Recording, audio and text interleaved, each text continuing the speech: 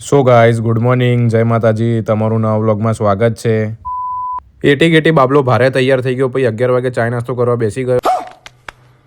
જમવાના ટાઈમે આપણે ચાય નાસ્તો કરવા બેઠા તો યુટ્યુબ ચાલુ કર્યું. એકચ્યુઅલીમાં કેરીના રસ વગર આઈસ્ક્રીમ ચાલી ગઈ આજે તો. બધા ખાઈ પીને સૂઈ ગયા હતા ટીવી જોતા જોતા. બપોરે આપણે આઈસ્ક્રીમ ખાઈને સૂઈ ગયા હતા બધા. ભેરુનો ફોન આવ્યો, એડો ક્રિકેટ રમ્યો, દડાવાળો આવ્યો નતો એટલે રખડપટ્ટી કરવા નીકળી ગયા આપણે એક્ટિવા લઈને સાંજમાં. कुछ न कुछ तो गड़बड़ जरूर है.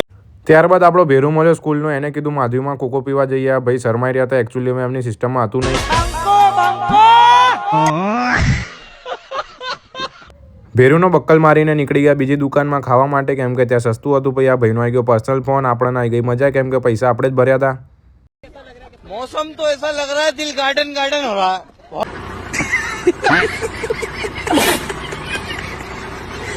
ભેરુના ટાટા કરીને આપણે આવી ગયા બીજા બંકાને લઈને પેટ્રોલ પુરાવા, કેમ કે પેટ્રોલ હતું નહીં ને થઈ ગઈ ભારેમાં ભીડ પેટ્રોલ પંપે અને લાગી ભારેમાં ગરમી.